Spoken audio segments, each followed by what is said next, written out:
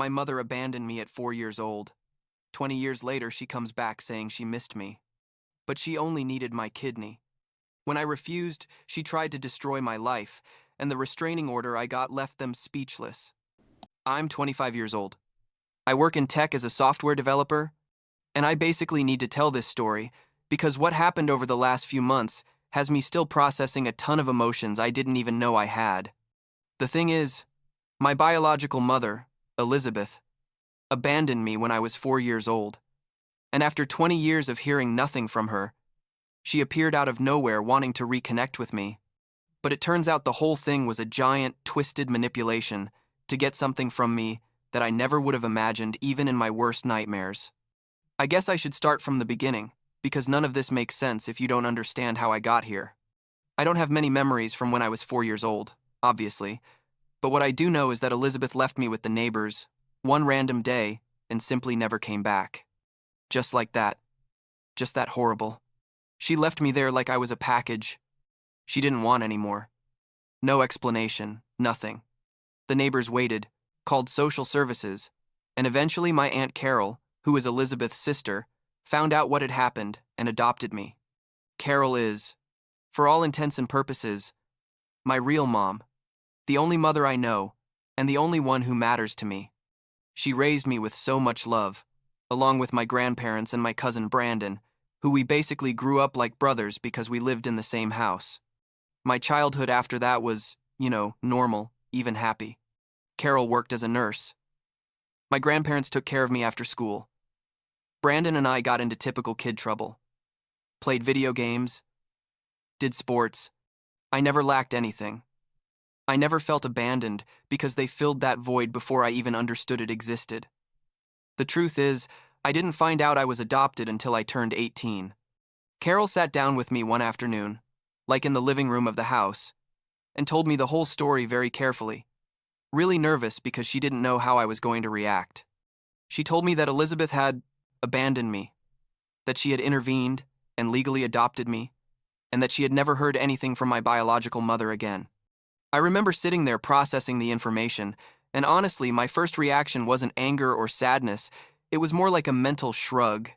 You know what I mean? Because for me, Carol was my mom, period, and the fact that we didn't share DNA didn't change anything at all. I told her something like, "You're my mom, that's all that matters," and she started crying and hugged me, and that was basically the end of that conversation. I never looked for Elizabeth. I was never interested in meeting her or knowing why she abandoned me. I moved on with my life, graduated from college with a computer science degree, got a good job at a tech company, got engaged to my girlfriend Amanda about 8 months ago, and everything was going perfect. Seriously. I had no need or desire to dig up the past. Then about 6 months ago, completely out of the blue, I get a Facebook message from someone named Elizabeth telling me she's my biological mother and would like to reconnect with me. My first reaction was pure panic, like I stared at the message on my phone for like 10 minutes, not knowing what to do. I showed it to Amanda, who was also shocked, and then I called Carol to tell her.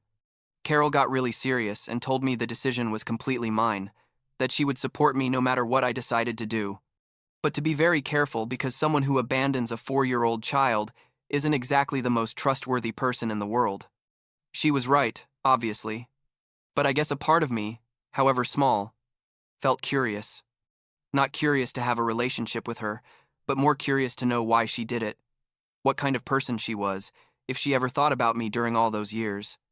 So, after thinking about it a lot, and probably against my better judgment, I decided to respond and agreed to meet her at a public coffee shop with Amanda there with me, for support. The day of the meeting, I was super nervous, like my hands were sweating and I felt like I was going to throw up at any moment. Amanda squeezed my hand every 2 seconds to remind me she was there with me. Elizabeth arrived like 10 minutes late, which already seemed kind of disrespectful to me, but whatever. And when I saw her, it was really weird, because obviously she looked like me, or I looked like her. We have the same eyes and the same face shape. She sat down across from us with a huge smile that seemed completely out of place considering the circumstances, and started talking as if we were old friends, catching up after a couple weeks of not seeing each other. Not like mother and son who hadn't seen each other in 20 years. She told me about her life, that she had married a guy named Christopher, that they had 2 children together, that she lived in another state, blah, blah, blah. But never, not once during that first hour, did she apologize or explain why she had abandoned me. When I finally asked her directly, "Why did you leave me?" she got all defensive and said something like, "I was very young. I wasn't ready to be a mother. I had to do what was best for both of us." Pure generic excuses that sounded rehearsed. But what really put me on alert was when she started talking about money. Like, subtly at first, commenting that things were tough financially, that Christopher had lost his job, that they were struggling with medical bills. She didn't ask me for money directly at that meeting, but the hints were so obvious that Amanda and I looked at each other with faces like, what the hell is going on here?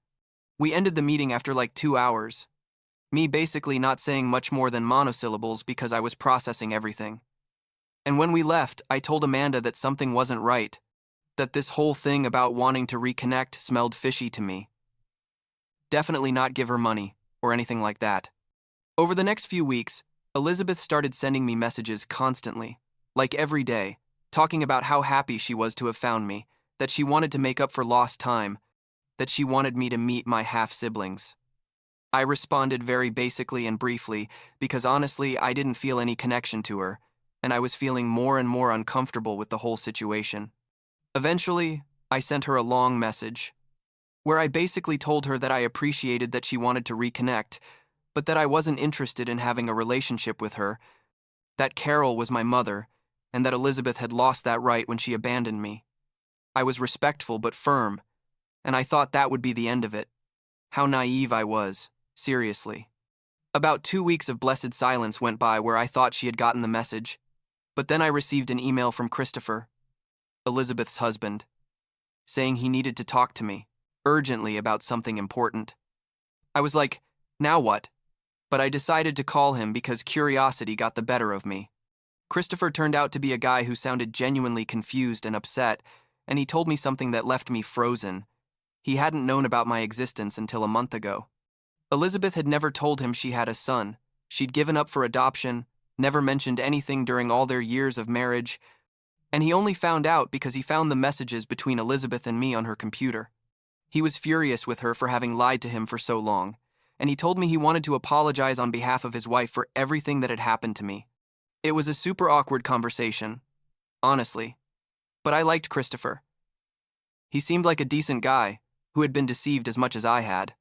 I decided I'd had enough and sent Elizabeth a formal letter, like well-written and serious, where I demanded that she respect my boundaries and stop contacting me.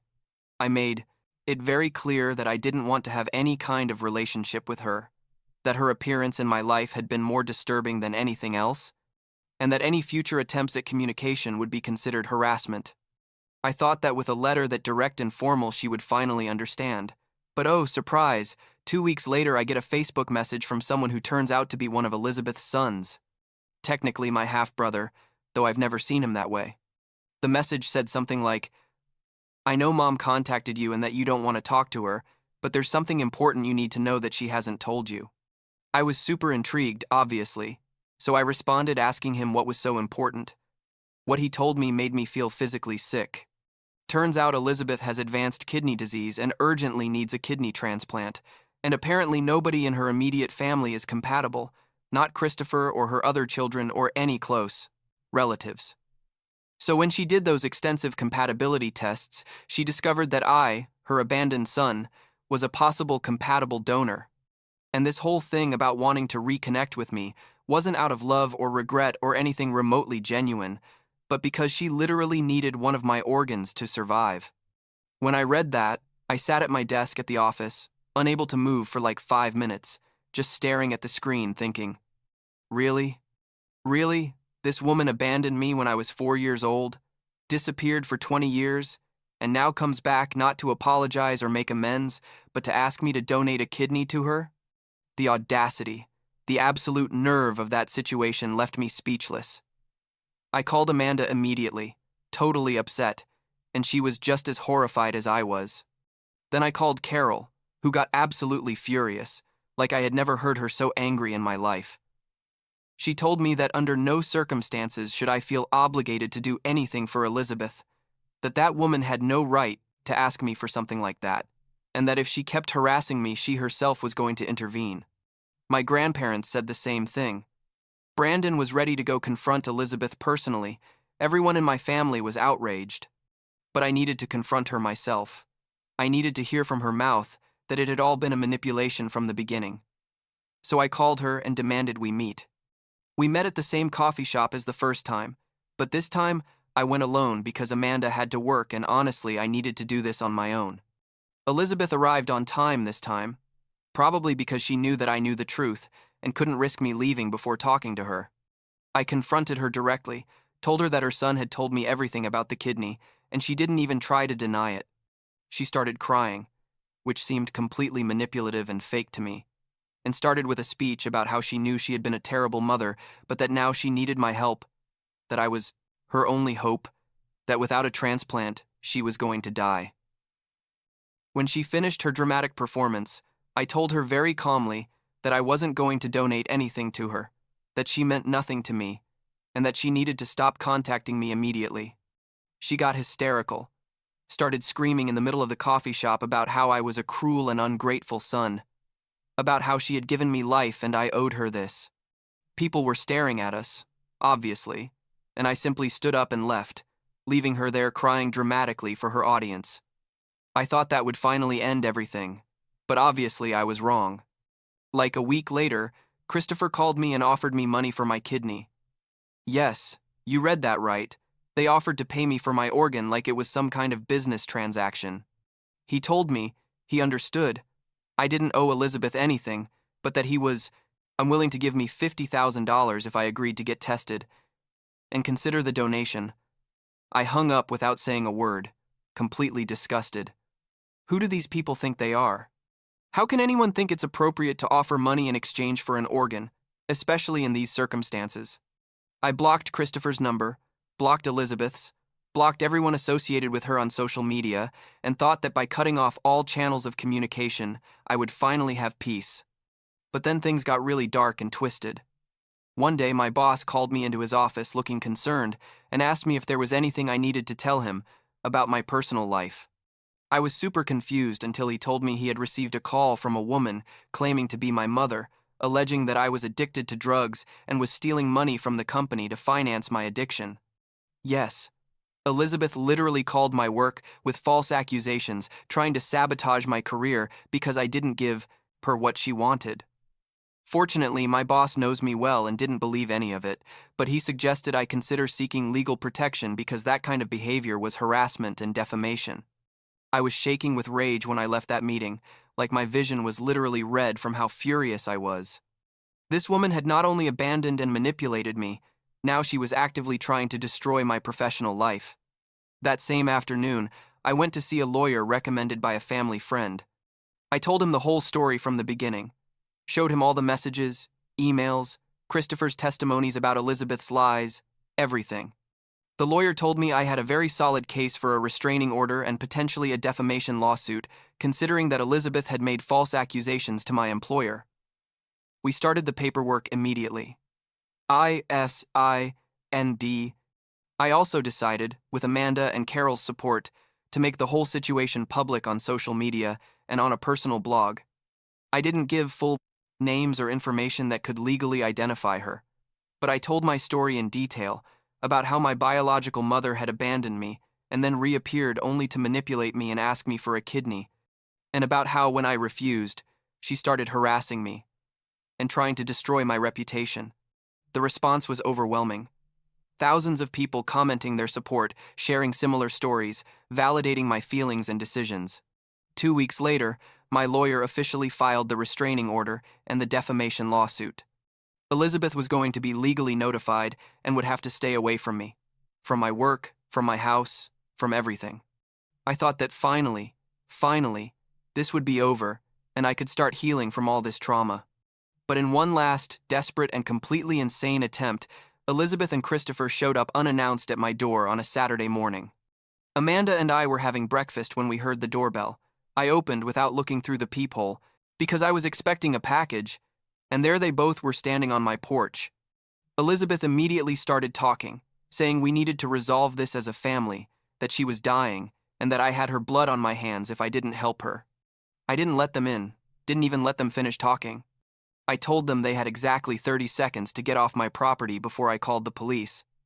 And Elizabeth started screaming that I was a monster, that I was a horrible son, that I would regret this when she died. Christopher was trying to calm her down, but was also begging me to reconsider. I closed the door in their faces, locked it, and called 911 immediately. I explained to the operator that I had a pending restraining order against these people and that they were trespassing on my private property. The police arrived in like 10 minutes, and by the time they arrived, Elizabeth was still there, screaming incoherent things about how I was killing her. The officers were very professional, verified my identity and the restraining order in process, and told Elizabeth and Christopher they had to leave immediately or be arrested for trespassing in violation of a court order. Elizabeth kept screaming as they escorted her to her car, saying this wasn't over, that she was going to keep fighting.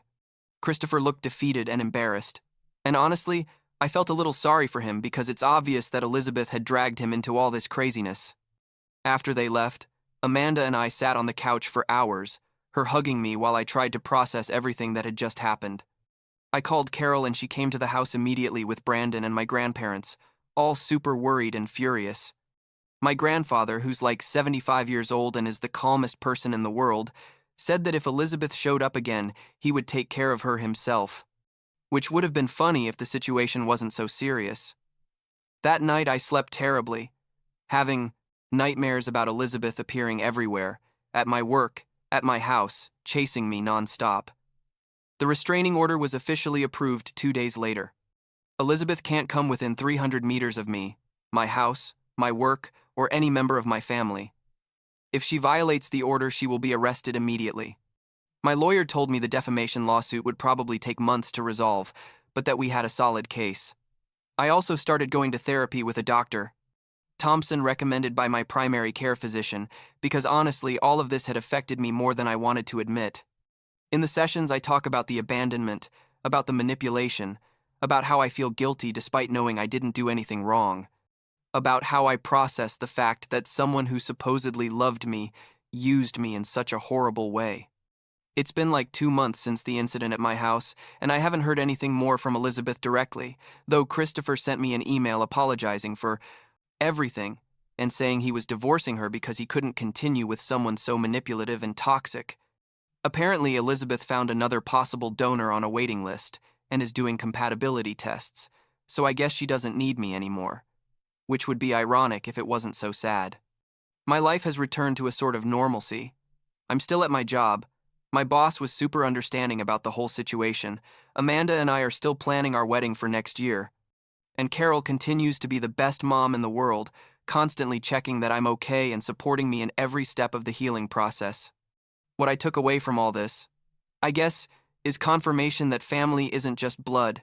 It's who's there for you when things get tough, who raised you and loved you unconditionally. Carol is my mom, my grandparents are my grandparents, Brandon is my brother, and Amanda is my future. Elizabeth is just a stranger who shares my DNA and who sadly proved to be exactly the kind of person who abandons a 4-year-old child, someone completely selfish and incapable of real love. I don't feel guilty for having rejected her. I don't feel I owe her anything, and I definitely don't regret having established firm boundaries and having protected myself legally and emotionally. Dr.